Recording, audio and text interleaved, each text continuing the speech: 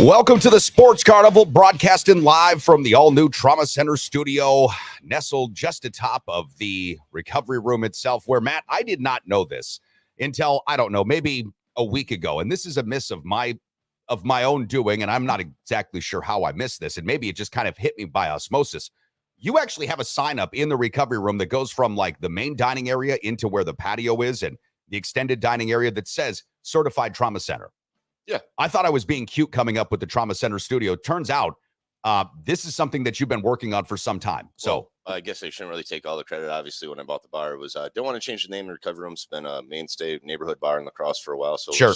My mom wanted me to take down all the piss pans and all that other stuff, but we tried to keep most of the medical stuff up. So the reason you don't see any of the bed pans around there is because you want to make your mom happy. Yeah, I appreciate that too. I don't really enjoy bedpans. I will say this: I did go to a place called the Jailhouse Saloon once in Centerville, and apparently on your first trip out there, and this might have been just a way that they were trolling me, you had to take a shot out of a bedpan.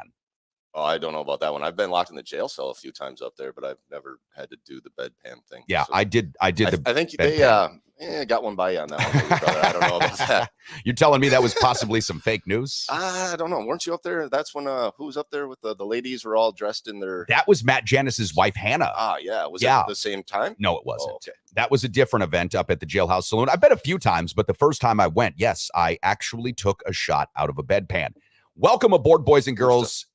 Ladies and gentlemen, children of all ages, Matt and I are getting ready to kick off a really exciting edition of the Sports Carnival this morning. Yesterday, we did talk to the aforementioned Matt Janis, head coach of the Eagles. And Matt, you had like 65 questions that you just weren't able to ask Matt. Good thing for you. We'll have him back next Tuesday. And it's still like 100 days before they go to Italy. So you've got time to get their cuisine choices updated, because I know you were curious about that. You also wanted to see exactly how hard the Italian football players, the American football players, might be actually going after your UWL Eagles. I don't know if you want them to take it easy on these guys or if you want them to give them the business because you want them to prep up for a really tough WIAC season.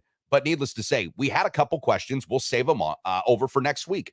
And we actually have a couple for Coach later today that we can, if not used next week for Coach Janis, but later today. But I guess it's also thing with what type of pads are they wearing? Are they wearing pads? Is it 7-on-7? I just just the whole setup, and just for us that are inundated or just new to understanding what's going on, the more knowledge we know, the more we can understand. So basically, you're G.I. Joeing me.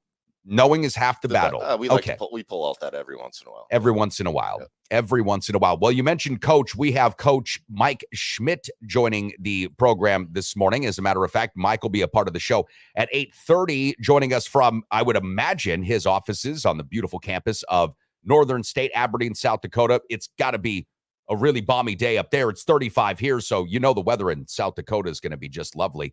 But we'll get insight from Mike on not only what Matt Janis and the Eagles might be going through over in Italy, because remember, Matt said that Mike's trip was going to take the kids to Germany. And then, of course, that fucking COVID flu happened, the forever flu, and we couldn't go anywhere for a couple of years because, you know, it was what it was. But now they get a chance. They go to Italy. We'll see. Mike's probably got a better idea than either of us about what they'll be facing over there. That's for sure. Well, and I guess I'd also like, if it would be possible, I don't know, when everybody comes back, not only just talk to Coach Janis, but maybe some of the younger guys on the trip and see how much it affected them, how much they grew, how much they learned, not only as in the football aspect, but as, they're young kids becoming adults. So it's just to see how much they grow and learn as human beings as well. Yeah, that sounds interesting too. The growing, learning as human beings over in Italy. Speaking of growing and learning as human, Thomas, good morning to you. You're growing and learning. You're on the campus of UW. Thomas says it's 2 weeks from his birthday. 2 weeks from tomorrow is Thomas's birthday. Thomas, how old are you going to be? That's my question. I'm going to go out on a limb and say he's going to be 19. I'm going to say Thomas will be 19, maybe 20. But Matt, something else I thought we should just go ahead and bring up, because this is good for Thomas. It's good for Eric from La Crescent, who's checking in this morning. Eric from La Crescent wanting to talk about some actual sports. And oh, believe me, we're going to get into this. We're going to get into this Bucs game last night with Drew Holiday, who was all sorts of hero Holiday last night. But I did want to ask you about the growing nature of penises. And the reason that I say that, Thomas, and not that you need to specifically be, thinking of yourself in this particular category, but Matt, you talked about an article that you popped from, I don't know, Men's Health or it's possibly Gay Men's Health. I'm not sure. No, just USA Today and Men's Health. And I guess we're trying to with a situation that we got going on here, we're trying to get a little more fun with some stuff, and obviously segue from Valentine's Day being yesterday. Yeah. But yeah, according to Men's Health, the penis has sorry, online. Easy for you to say. It's a little nervous for me still after 22 years of not doing this. But yeah, has increased in size. An erect penis had 24% over the last 30 years. However, that means we also supposedly have a lower testosterone and a lower sperm count. So for everybody that, whether it was Barry White, maybe some Marvin Gaye, my personal favorite, been some Key Sweat yesterday for your Valentine's Day. Sure. Just so you know, it should have been a little bit bigger, maybe not. So let me unpack this because I think we all got what you're saying. So according to an article, Men's Health that was picked up by USA Today and other outlets. Yep. The average erect male penis is 24% bigger now than it was 30 years ago. Yes, sir. However, what I hear you're also saying, and Matt and I did talk about this pre-show, so I feel like I've got this article fairly succinct. Yep. What we're also hearing is that there is a declining sperm count and testosterone level in men. Yep. So essentially what we're looking at, and we live in a very phallic society. I mean that sincerely. Look at the Washington Monument. If that's nothing but a big ode to an erect penis, I don't know what is. We live in a very phallic society. But what we're starting to see is that the erect nature of our phallic society is falling a bit flaccid, right? So when testosterone and sperm count drops, the birth rate declines. And here's something else, and this isn't just for America, because I've seen articles on this as well. Sex is going down around the world. Like in Japan, in China, people are having less and less sex. And listen, I'm not going to be one to get into a pronoun conversation this morning, but when we start telling boys they're not boys anymore, this isn't a huge surprise. This, not to me, not a huge surprise, because what are they supposed to do with that testosterone? They're hiding it, they're throwing it away, or perhaps they're eating too much soy. I don't know.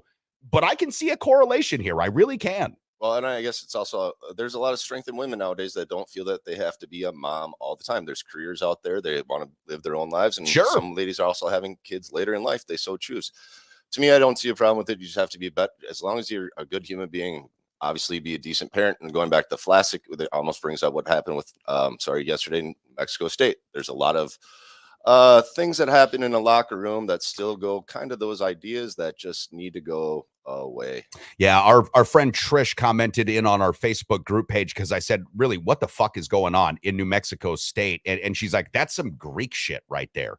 Listen, we don't want to give fraternities that kind of reputation. That kind of reputation isn't what I think fraternities are about. So I won't say it's Greek shit.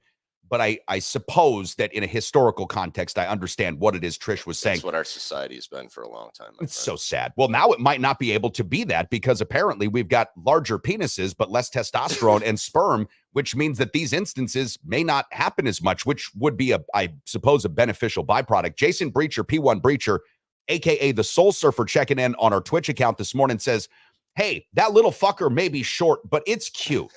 As long as it works, man. I like that. I like that quite a bit. All right. As you can see, we are in really good spirits today. Lunch at the Recovery Room starts at 11. Matt and I are going to be back down there slinging some great vittles. Oh, my goodness. Today is Wing Wednesday. A pound of wings, pitcher of beer. 32-ounce pitcher of beer is going to be, I think, just $14. A really great deal. So come and see us. When we come back, I do want to jump into what Eric from La Crescent was bringing up here, and that is the big performance last night from Drew Holiday. The Milwaukee Bucks got a narrow but crucial victory over the Boston Celtics, who were playing without their two big stars. But a Wisconsin native, Sam Hauser, did have a really, really big game, including a crucial shot to send the Boston Celtics and Bucks into overtime. Lots to unpack there. Stay tuned. Sports Carnival broadcasting live from the Trauma Center studio. Back in just a few seconds. What can I say? The Recovery Room on 7th and Mississippi Street is not only my favorite bar in all of downtown La Crosse, Wisconsin, it's my favorite restaurant in all of downtown La Crosse, Wisconsin. Breakfast served 8 to noon, Saturday and Sundays, daily specials, incredible cocktails, and the best damn wait staff in the entire city. My buddy Matt knows how to treat you right, and that's why when you go to the Recovery Room on 7th and Mississippi, you're always going to have a great time and a great meal with a great cocktail. So if you haven't been in a while, or perhaps you're just regular and you want to stop in again, make it a thing. I'm there every single week. How about you? At the Little Doobie's Pizza, we kill 2 stone birds with 1 rock every time with our hand-rolled Doobie Deluxe for only $49.95. That's a street value of over $75. No way! The Doobie Deluxe is a hand-rolled 18-inch pizza that will blow your bone-resent mind. Whoa! Topped with the sausage, black olives, extra cheese, and about a half ounce of the finest kush at east side the San Bernardino. Dude, give me another slice. Because at Little Doobie's Pizza, we put a little TLC in our THC. And right now, for a limited time only, get an order of crazy cannabis bread for only $10 with an order of a Doobie Deluxe at the street value of over $22.50. You know what we said at Little Doobie's Pizza? Why get stoned then eat when you can do both at the same time? Doobies.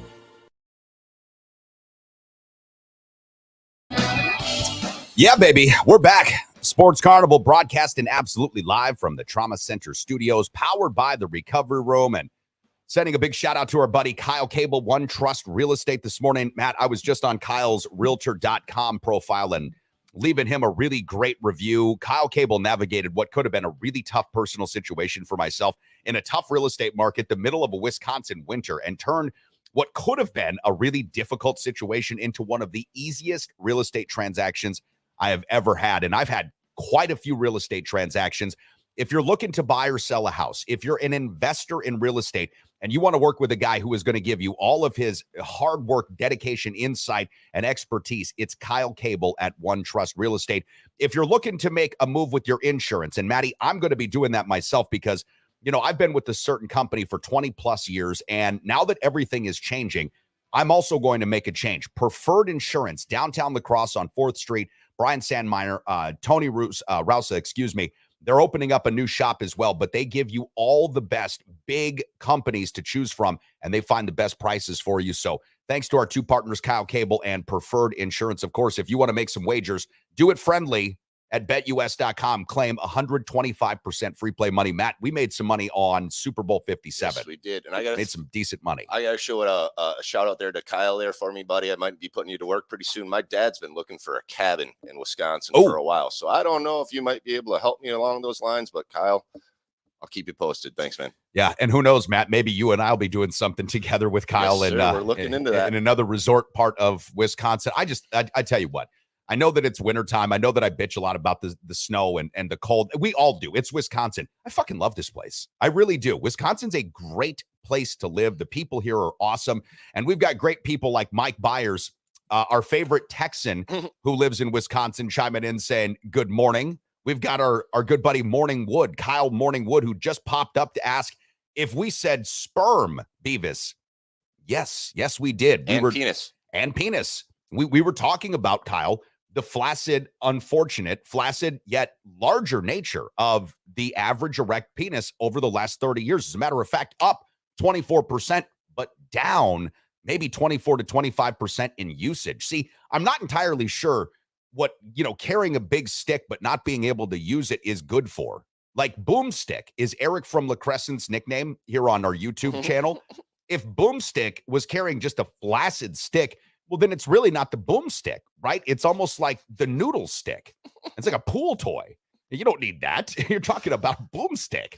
No, they don't last. They're not very fun either, as far as I'm concerned with those the pool sticks. So yeah, I don't know. I'm not of the opinion that playing with one way or the other is really considered fun. As a matter of fact, I'd probably be equally horrified by both. But at the same time, I can feel for those in all of the different pronoun categories that do enjoy a large erect penis. And unfortunately, these things seem to be falling for you. So apologies all around, I suppose, from us as a society to you as a consumer. I guess everybody's listening, though, because we're saying those words. So thanks for everybody checking in, because I guess we just woke everybody up with.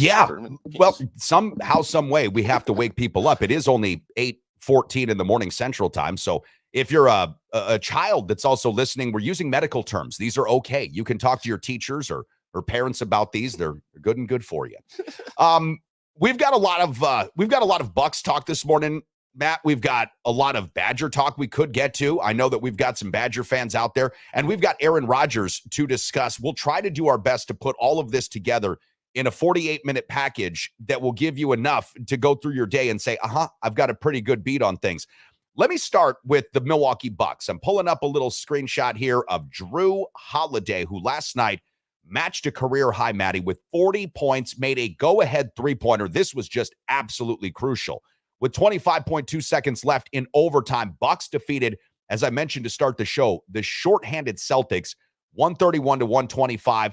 That is the Bucks' 11th consecutive victory. And importantly for Milwaukee, the Bucks are now just a half game out of first place in the Eastern Conference behind those Boston Celtics. Now, the Celtics were playing without their two big stars, Jason Tatum and Jaylen Brown, which means the fact that Boston was able to take this game into overtime and nearly clip the Bucks last night, the Boston Celtics are a dangerous team.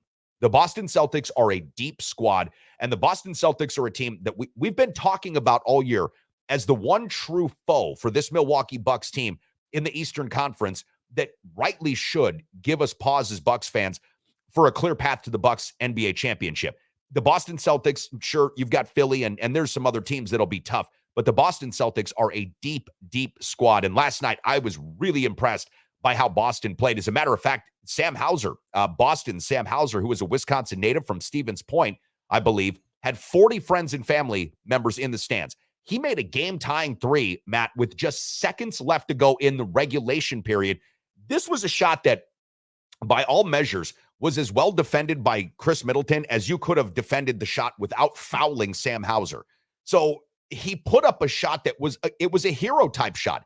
I felt in one part sad because Milwaukee was going to overtime and possibly could have lost that game, but I felt another part of just extreme Wisconsin State pride because, dude, this kid coming from Stevens Point, going to Marquette, I want to say first, and then did he go from Marquette to Villanova?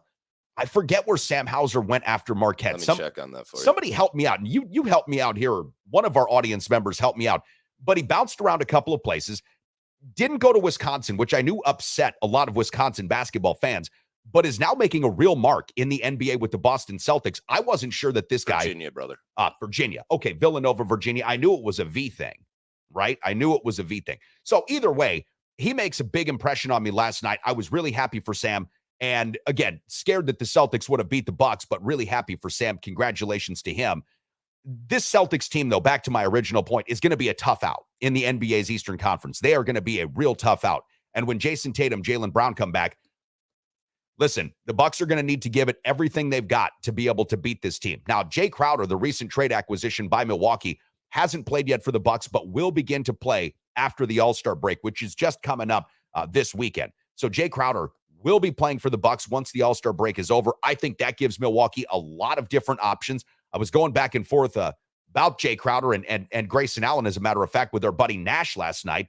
And Nash was saying, he hopes that Grayson Allen and Jay Crowder don't necessarily butt heads on this team. I don't think they will. And Nash was I'd pay to see that. Well, he was putting together a narrative that maybe these two guys would just be too similar, right? Like too similar of players, and therefore would maybe get in each other's headspace. But this is, something that I talked to Nash about.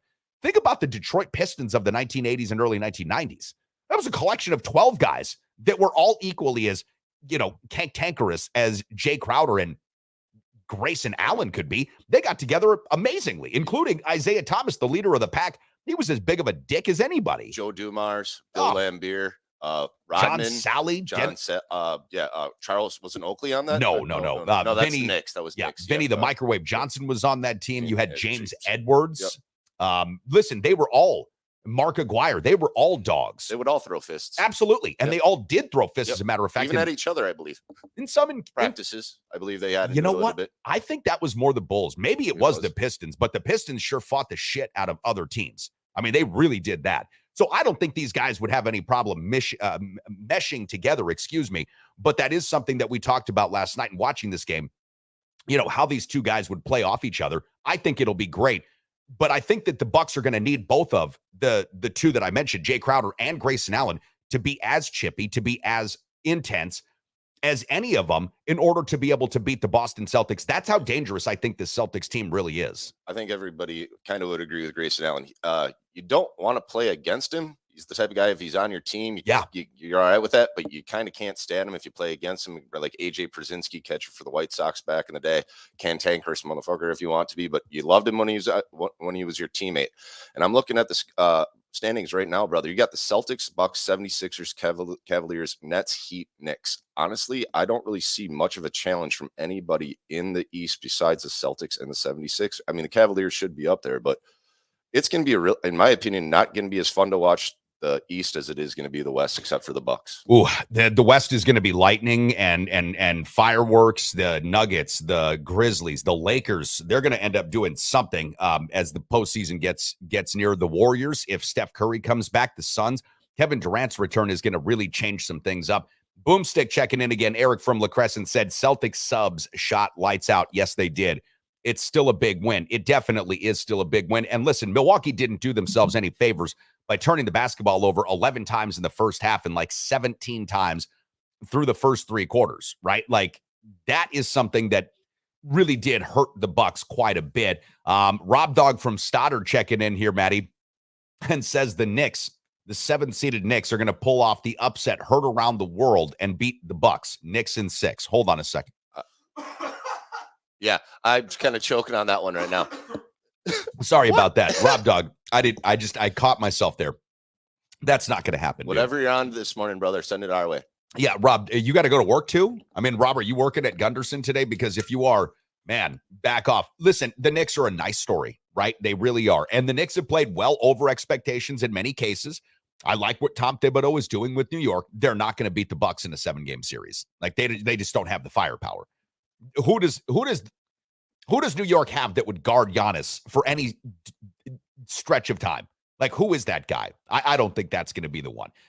Mike Byers saying this, Sam Hauser's shot was a 29-foot three-pointer with 3 seconds left. But then Middleton missed a 16-foot shot, so tied and into OT. Well, yeah, there was 3 seconds left. They called timeout, advanced the ball. It was a turnaround jumper.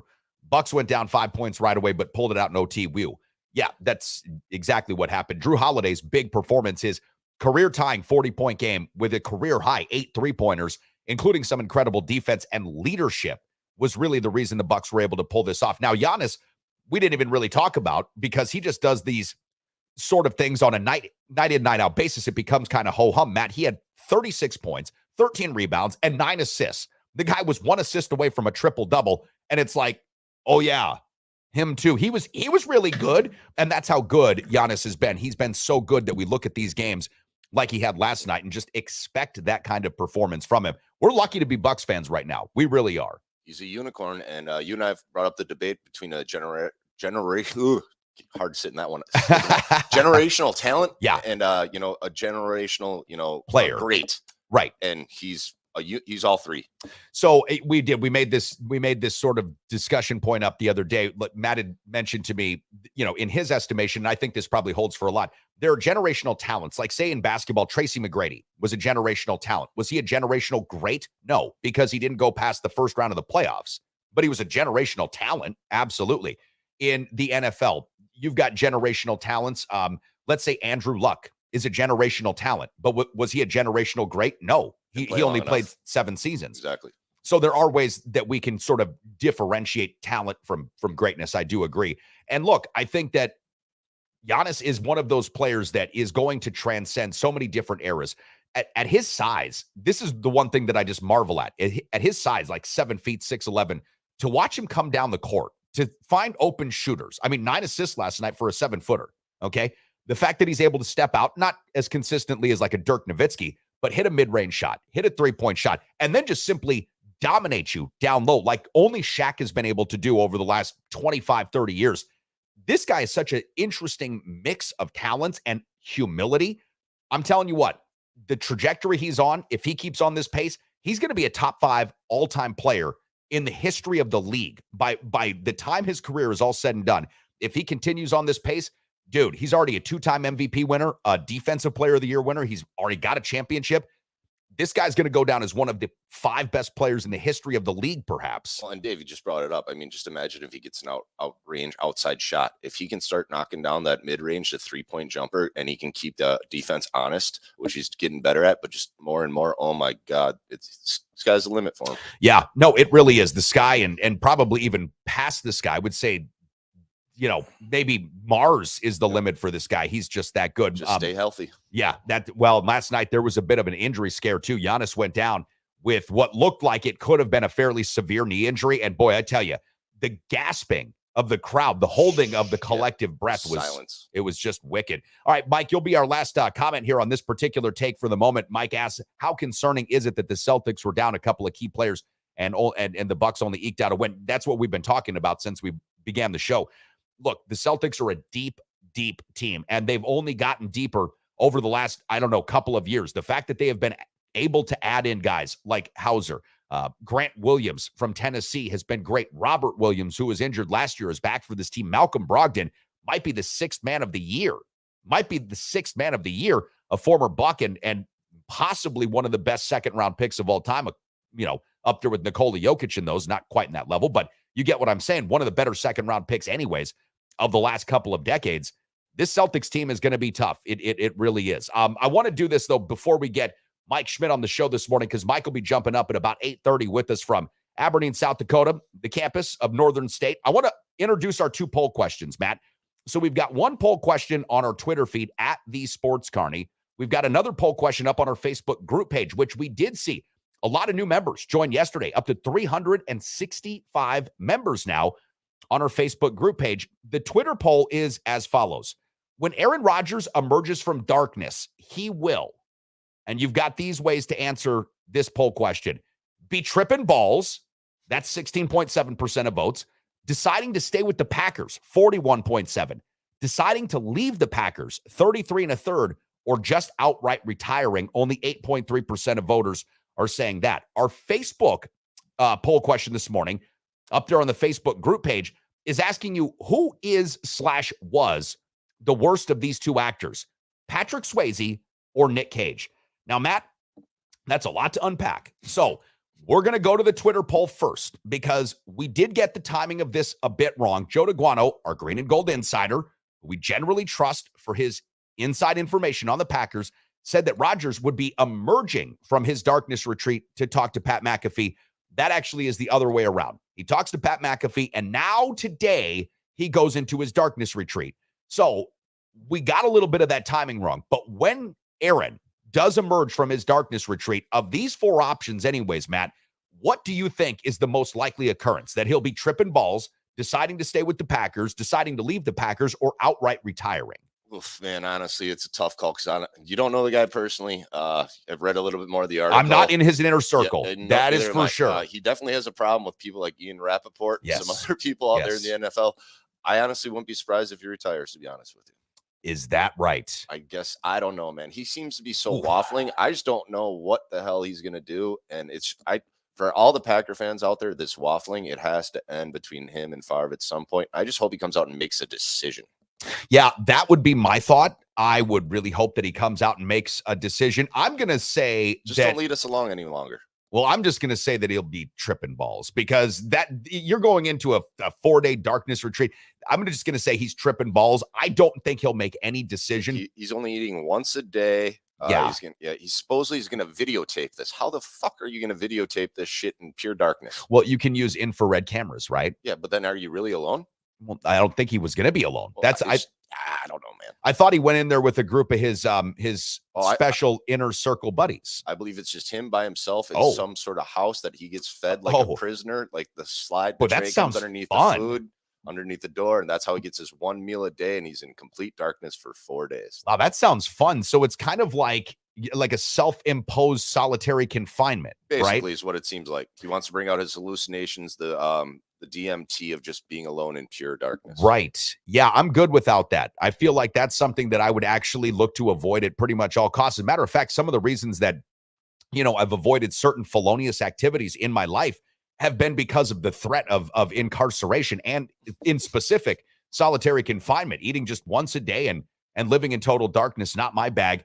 Now, let me switch gears here just a bit. And I know this is a hard left turn, but this is what we do on the Sports Carnival. We make hard left turns. Patrick Swayze comes up in our conversations more than probably he should, but for reasons that we'll find out about at the recovery room later, because there's a great bar dice game called Swayze Eyes.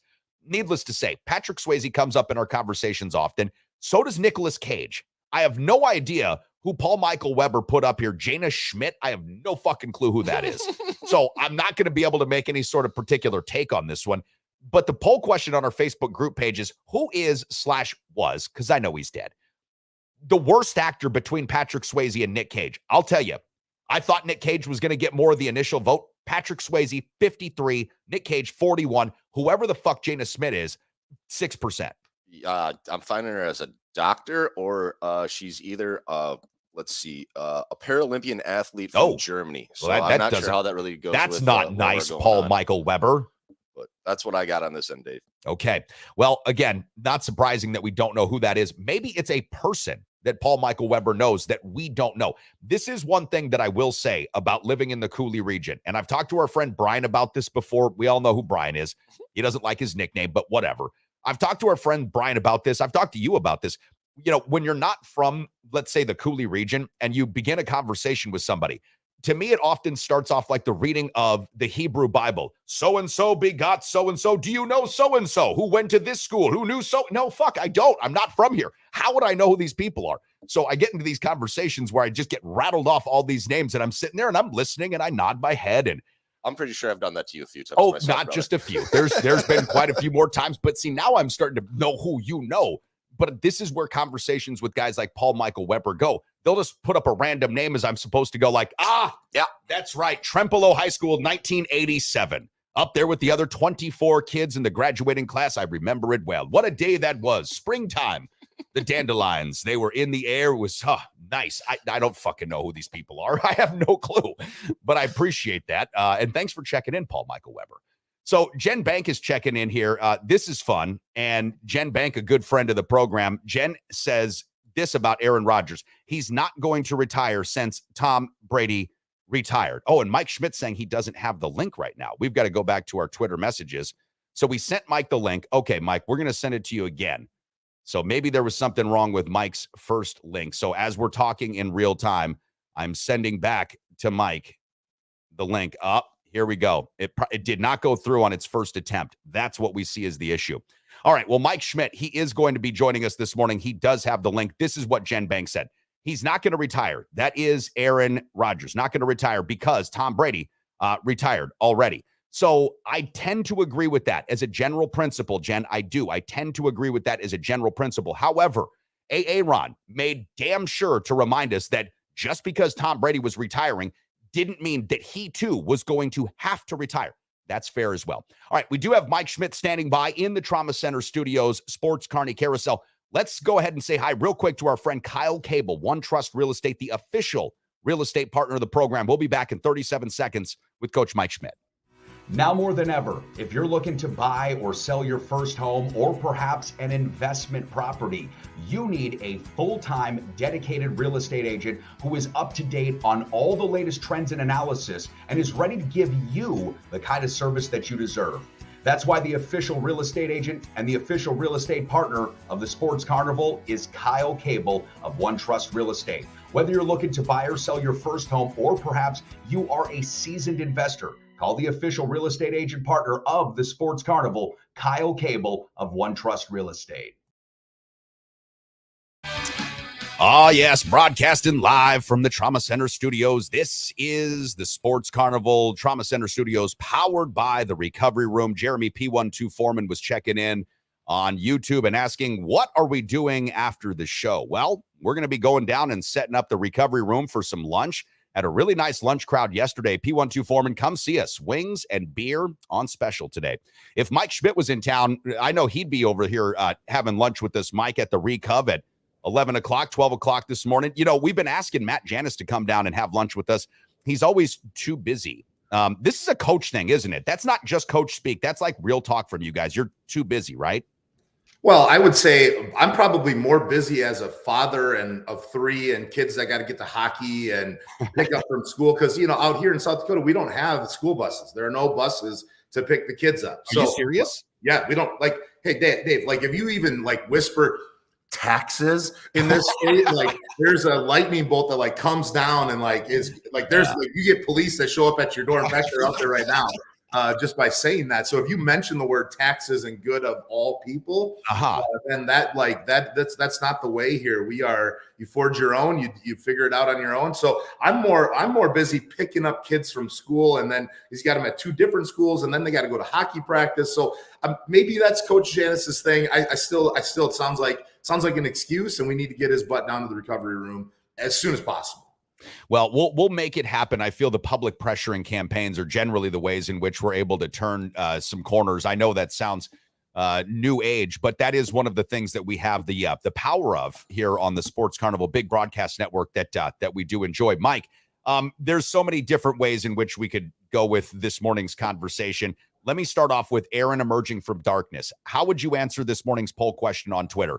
When Aaron emerges from darkness, he will be tripping balls, deciding to stay with the Packers, deciding to leave the Packers, or deciding to retire, which I don't think many of us really believe that he will. But I wanted to put that up there because, listen, Aaron, in all of his wisdom, in all of his greatness, wants to remind us that we are not in the inner circle. So therefore, we would really have no way to extrapolate much of anything from his words or actions. So I want to put it all on the table. Of those 4 choices, maybe you've got another. Which do you think we'll be seeing when Rodgers emerges from the darkness? When you take your ACT test, this is like where the none of the above one like fits right in there, like none of the above. And I think of the 4 choices, then it only leaves A, because I don't think he's going to retire. And the other 2 are not of his decision making. Those are the team's decision making and what they want to do. I thought Aaron Jones's interview was very poignant yesterday, talking about Jordan Love and how the locker room's behind him, and that seems to be a lot of this seems to be setting up a path to break ties with Aaron Rodgers here. It looks like anyway. But so I would say A, tripping balls. I probably would be as well. But let's go back to that. Let's go back to that interview, Dave. First of all, you're in my inner circle. Okay. So like you're in the inner circle for me, and I will tell you anything that's going on. But that just sounded like a guy who was so sensitive and so negative about everything that's happening, and then goes on to say whether it's these people, Joe Biden or Donald Trump or Fauci or Joe Rogan, because apparently Joe Rogan is the opposite of Dr. Fauci. I'm not sure the connection there, but okay, should be able to stand up to questioning. This coming from a guy who only does one show, who doesn't take any challenging questions, who is evasive and doesn't answer any questions and doesn't let anything stand up to questioning. That lands pretty tough on somebody there. Then turns around right when they're done talking about him. So they go on this long part about talking about him and all his experience, and nobody knows anything about these darkness retreats. So then he gets to just fill it up with as much BS as he possibly can. As soon as he gets done with that, he then turns right around and goes into what exactly the thing that he was talking about the first part. He starts doing it about our government and about the world. I mean, this just how he brings up Chinese spy balloons, UFOs, the train derailment. And again, he brings that part up and just shows how tone deaf this guy is. Oh, I think they're bringing up this train derailment to distract from the release of Epstein Island things. Dude, this again, you don't know anything. You don't live in the country, in the middle of the country. I lived in Bellevue, Iowa, south of Dubuque, right on the river. In my time there were 2 train derailments just from there to Dubuque, Iowa, in the time that I lived there in 5 or 6 years. So this is kind of part of what we're saying, like maybe we don't want to bring in all this oil from Canada and all these spots, because what's happening is it gets into where we all live in the middle of the country, and it spills and does all these terrible things. So maybe we don't want to do that. But here's a guy sitting in California. The reason it didn't get any news traction is because it literally happens every other day. There's been in East Palestine, Ohio. So this guy, he goes on this long talk about make it stand up to questioning. He can't spout 2 words without having it stand up to questioning. He doesn't have anything that he stands up to questioning. So this was one of those ones that like, dude, what are you even talking about? This was one that was really tough for me, because he just contradicts himself constantly throughout the interview. Like, dude, it's I'm done with this guy. Well, he's doing a complete heel turn right now. Aaron Rodgers is doing a complete heel turn, and I don't care which side of the political spectrum you're on. This has nothing to do with that. This is my main issue with Aaron Rodgers in the last couple of years. He's cobbling together a whole bunch of nonsense from Breitbart, from the Drudge Report, from his own personal internet searches in ways that are A, very misleading, and B, in many cases, factually inaccurate, and C, he's putting himself in a position where he wants to, in one breath, defend these positions, and in the other breath, distance himself from any criticism that comes from taking these positions. So I know that there are many of our audience members who still have great affection for Rodgers. Listen, he's a fine football player. But when that motherfucker stood up on a podium and came into Big Dick Brian Gutekunst, who was a UW alum, to tell him all the guys that he should have kept, all these fucking retirees and old dudes that he should have kept, that he would have made so much better. Then he wants to go and straight up lie to people about what it is that he was talking about with this COVID vaccine, which we found out about because he had to miss a game against the Chiefs, which who knows, maybe cost the Packers a playoff victory. We don't know. That's the way things work in football. It's all about a bunch of bullshit. And the thing with Rodgers is this. He strikes me now as a thirsty opportunist. And when we hear the word snowflake, and I'm hearing this a lot, oh, it's these snowflakes. What about the people that can't stand any criticism? What about these people who go on bitch parades about their grievances and how people are being so unfair to them? Those are the snowflakes. Those are the people that can't take any criticism. And this thing with Rodgers, look, personally, I could care less about his darkness retreat. As a football fan, a Packer fan, dude, I'm with you, Mike. I'm over it. And I loved Aaron Jones in that interview the other day. Big smile on his face. Talked about Jordan Love's ascending confidence, the fact that this kid got more time. Dude, the Packers are ready to move on. And for Packer fans that want to say that Rodgers had a better starting career than Jordan Love, that's incorrect as well. Rodgers threw one touchdown to one completions in the limited amount of action he had before Favre. Jordan Love, 60% completions, Mike, 3 touchdowns, 3 interceptions. It's essentially the same exact thing that we were talking about. I don't know that Love becomes Rodgers, and he probably doesn't, but still in all, this is getting to the point of just abject ridiculousness with this dude. I think now more and more regular Wisconsin people are going to be with me and with you and just saying, look, we're good. We're good. I agree with that. I mean, just because it was so refreshing watching the Aaron Jones take, because it was like a Packers player who was like smiling and was liked football and liked the fan base and liked what's going on in the world. And I just have a hard time. Like, this guy just constantly goes on and rips on these things that make him all this money. I get it. He's great at what he does and all this kind of stuff. But there were a lot of people who were great in that same job for decades and made not a lot of money, didn't have health insurance, didn't have those things. Unions came along and helped those guys out and helped make it so that they had health insurance, that they were able to collectively bargain. Aaron Rodgers also kind of took a dump on some of the little guys a couple of years ago because they wanted to increase the high earners like himself. And the industry makes that money because of guys like Ian Rappaport and because of guys like Schefter. Like, that's how they make that money. Like, it's become this explosion of an industry because of those kind of guys, because it stays in the news cycle, because that kind of stuff happens. So to then just go and take a shit on those guys is just not. What are you doing? Like, it just doesn't make any sense for this guy. And it was just so refreshing to have a Packers player go on an NFL Network interview, these other interviews, and be like, yeah, I like this place. It's really nice. Like, somebody showing some gratitude, not saying they show gratitude, not saying this stuff doesn't affect me, it doesn't bother me. And then in the very next sentence, be like, and then attack the person. I have all of this love and respect for everybody and empathy for everybody. But we all know that after the but comes something negative that contradicts the other statement. That's the reason for the preposition but is to change what was happening in the first part of the sentence and then go to the other part. Like, dude, what are you talking about? And it was just really nice to have somebody who was positive, had a smile on their face, and showed a little humility and gratitude for something that we all love and related much more to our part of the country than the other guy later in the day. Morning, Coach. Matt here, another proud UW alum. I'm just curious about this. So we're basically talking about how Aaron Rodgers is a prima donna, and obviously college sports compared to the national sport or NFL would be a lot more difficult. But I'm out of curiosity, how would this situation be handled if you had an athlete in your locker room just reacting? Or it's tough. I mean, I think we always do have these kind of things happening. And part of what you're trying to do as a coach is to make sure that your best players are also aligned within the organization. And alignment is something that we talk about all the time, from coaches to players to leaders, all throughout that we're all on the same page. You know, if we said you study how to win and what winning is, and it's very different at Division 2 to Division 3, Division 1 to Division 2, NFL to college football, very, very different. But you can just look at like the Mahomes situation, and why I picked them to win the Super Bowl is because Patrick Mahomes, that organization, top to bottom, Veach to Andy Reid to Patrick Mahomes, total alignment on what they're trying to do, what they want, what they have. You want to try to get that done.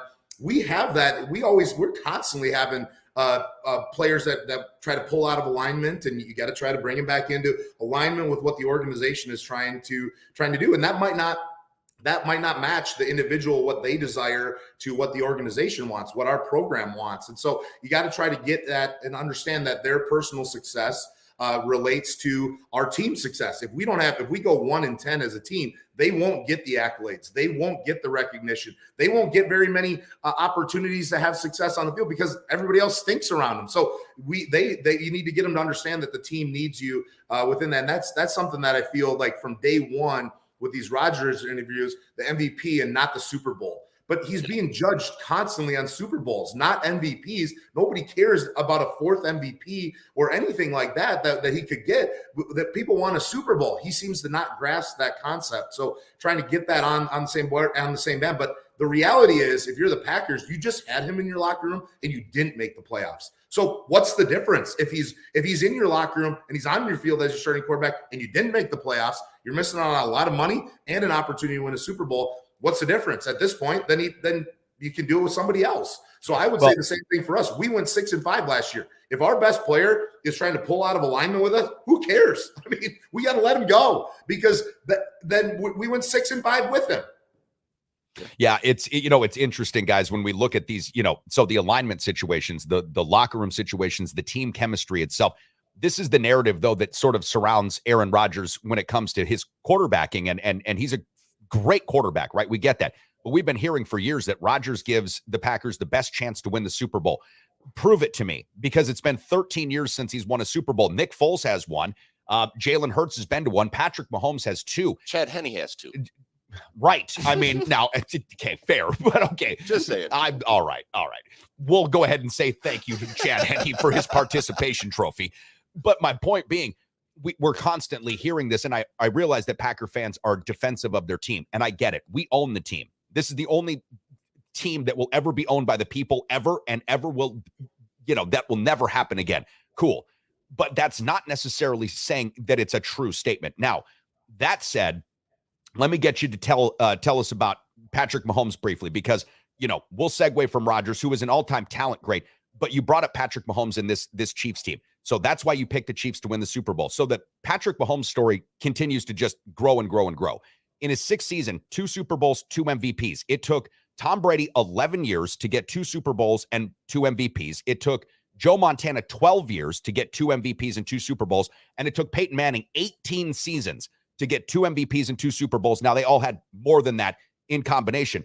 But to have multiple rings and multiple Super Bowls or MVPs, it took all of those guys that many years. Those are the only 4 people to have ever done that in the NFL. Let's say Patrick Mahomes puts another 2 chips onto his resume, just 2. Doesn't pass Joe Montana, doesn't pass Brady, but gets 2 more chips and possibly wins another MVP or 2. Mike, when he retires, where do you think he could possibly land as far as the all-time greatest quarterbacks? Yeah, I would say let's go back. I want to hit real quick on what you said about the Packers. Okay.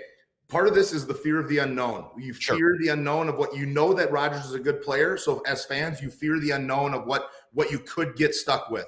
Okay, well, if you're the Chiefs, it's a great segue there because they had a good player. They traded for Alex Schmidt. They draft Patrick Mahomes, who people were not happy with, and now you've made this transition to this guy from Texas Tech who traditionally wasn't putting out very good quarterbacks. That was the big thing, that they'd have all these, they were great college quarterbacks, didn't make the transition to the NFL. And now there you get this guy who's just a flat out winner. I think he's getting the LeBron treatment, where I don't think he's getting as much respect as what he could. I'm going to say this right now. I think they go back to back this year, because I feel like there's so much talk about the holding call and not how great the Chiefs were. I feel there's so much talk about Jalen Hurts was the best player on the field.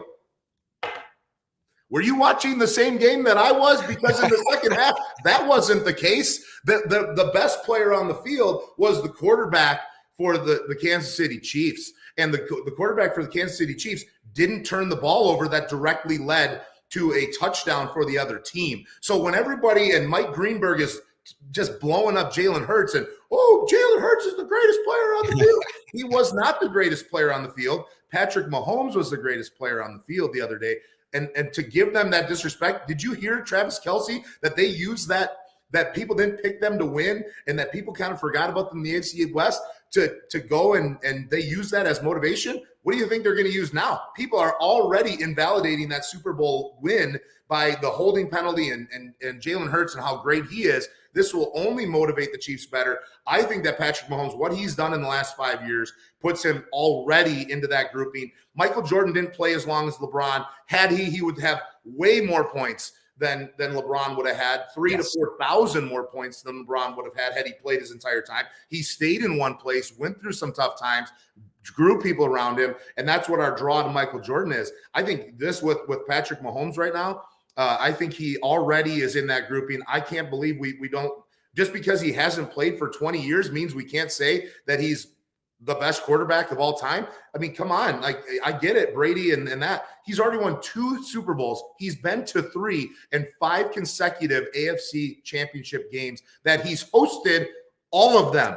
The guy is unbelievable with multiple MVPs. He's already in that conversation. My fear and sadness for this is he's not going to play till he's 40. He plays till he gets his $500 million. I don't think he ends up playing all the way through. And we're just discounting the fact that the guy just won 2 playoff games on a high ankle sprain, and then a Super Bowl. Unbelievable what we just watched. And we're sitting here talking about Jalen Hurts and a holding call. That to me is the sad part of this Super Bowl. Well, Mike, well said, buddy. And for those that have missed this entire portion of the program, I feel bad for you. Good thing we have this existing on every single social feed that you could ever want and every single podcast platform. Mike, as always, it's super fun to talk to you. I can't wait to go over whatever the fuck comes out of Aaron Rodgers' mouth with you next Wednesday here on the program, because it's going to be some epic shit. Now, if you are interested in taking our poll question on Twitter at @TheSportsCarney, we're asking, will Rodgers be tripping balls, deciding to stay with the Packers, deciding to leave the Packers, or retiring when he emerges from darkness? I think that none of the above is probably the right answer, but unfortunately, Twitter uncoolly, Elon Musk only gives us 4 choices in which to be able to choose from. So that's a battle for another day. Maybe Rodgers will wade in on that. As a matter of fact, I'm sure he will at some point. He and Elon are probably going, crazy right now with each other. Just a really interesting fellow there. Coach, real quick, Nick Cage or Patrick Swayze? There you go. As a better or worse? Worse actor. Oh, Nick Cage. Patrick Swayze is the best. I love that guy. I'll watch Roadhouse every day of the week if you let me. Okay, I voted for you, Mike, and just so you know, Patrick Swayze, 48% of the votes, Nick Cage, 47%, and somebody named Jada Smith from Paul Michael Weber. We all know who Paul Michael Weber is, right? Okay, I don't know who Jada Schmidt is or whatever he's talking about. I'm not sure. So Patrick Swayze, Nick Cage, nearly deadlocked right now. Thank you, Mike. Appreciate you guys. Thanks a lot. We'll talk to you soon. Preferred Insurance is the official auto, home, business, flood, and life insurance agency of the Sports Carnival, serving folks in La Crosse and surrounding areas with licenses in Wisconsin, Minnesota, and Iowa. As an independent insurance agency, Preferred Insurance is free to find the very best insurance for you, your family, or your business needs. Call my friends at Preferred Insurance today and set up a free consultation. Remember, working with an independent agency means Preferred Insurance works for you, with you, to find the best solutions at the best prices.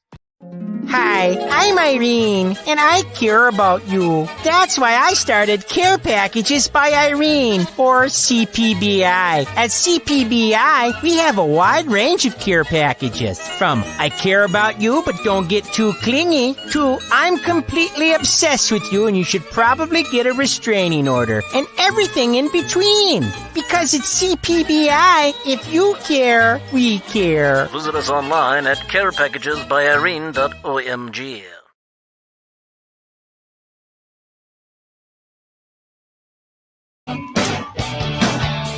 Welcome back to the Sports Carnival, broadcasting live from the Trauma Center studios. Mike Schmidt, Northern State Wolves head coach, gracious enough to join us on a Wednesday morning, as he has been doing, Matt, for quite some time. And Mike is just one of the best guests that we have here on this program. And we were just talking about that during the break.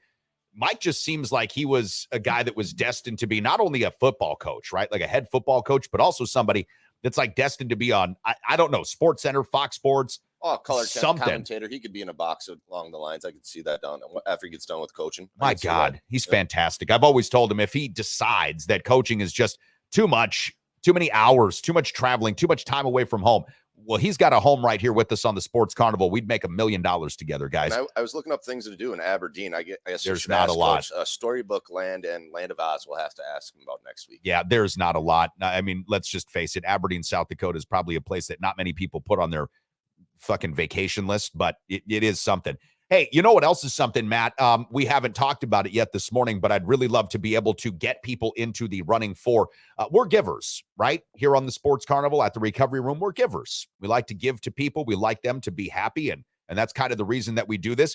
We're trying something new out. We've got a way for you to win a free lunch at the Recovery Room.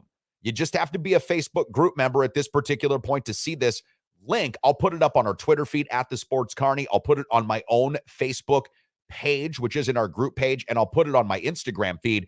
But we're trying something out. We're using a new sweepstakes platform, and we're going to make a decision on which sweepstakes platform we want to use. So we're probably going to try a couple of different ones out here in the next couple of days or weeks until we get it honed in on the one that we're really, really enjoying the most, and the one that gives you guys that are watching, that are listening, that are participating with us even after the show is over, the best opportunity to engage and win some stuff. Right now, you can win a free lunch at the Recovery Room. Be a Facebook group member. Follow the link. You'll see a post up here, and just do what you need to do. You'll see the rules inside. Visit the Facebook group page, the YouTube feed, and our Instagram page, and you'll have a couple of entries each time you do that to win a free lunch. We're going to draw this free lunch on Friday. So go to our Facebook group page if you're part of the membership already. If not, follow me on social media at The Sports Carney, across all social platforms, and I'll post this up here. But we want to give you some free lunch to the Recov. We're trying to boost our overall group membership, if possible, to 400 by the end of this week. We're at 365. We had a nice day yesterday, so we've got some good momentum here, Matt. I agree with you, brother. We've been doing this, or you've been doing this for a couple months now coming up.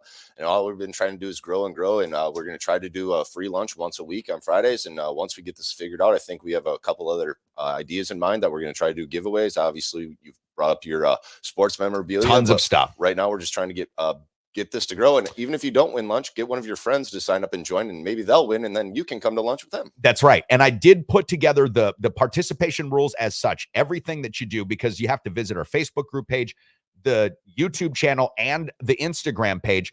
You'll get 2 entries for each of those things that you do. Okay. So we've got double entries for each of the things that you do. Again, we're just testing this out right now. So if you do have feedback as well, perhaps you're seeing something that's not working right, let us know. Give us a message on the Facebook group page, or even private message me and let me know if you do come up with any issues. Mike Byers checking in here, talking about that epic performance by Mike Schmidt. And that's exactly what he said. I think that was one of his epic appearances. It was. Mike was fantastic. I'm happy to be a part of it. It was a great show. It was awesome. And great question too, by the way. Like, how would you deal with having somebody like Aaron Rodgers on your team? And what did he say? We were 6-5 last year. Get out. If that's the way you're going to be, we all have to be in, or you have to be out. I honestly didn't expect him to come back as much as he did, because he's like, I deal with that stuff all the time, and I get that. But obviously in college, you just don't think you'd see it as much. But I mean, these kids are athletes. They want to be better athletes. So you get to deal with all those attitudes, and you got to keep your environment in line.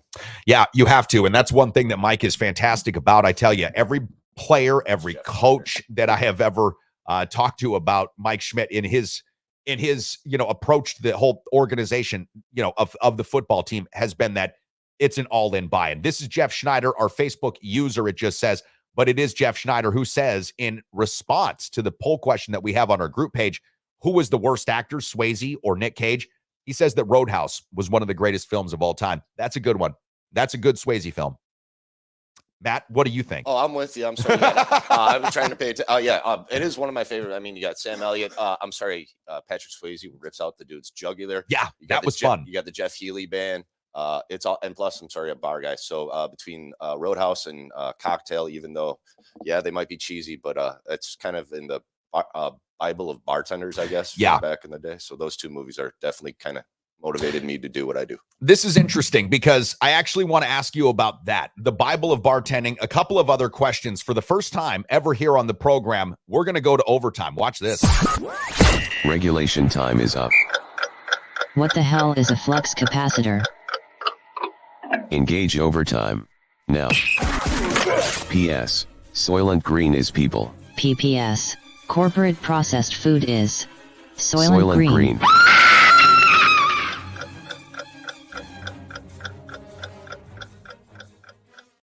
So for the very first time here on the Sports Carnival, we're going to continue on for just a few minutes. I know, Matt, we've got to go because we're opening up the Recub 11 o'clock this morning. Wings and beer special, pound of wings, any of your favorite sauces, pitcher of beer, $14. That's our special today.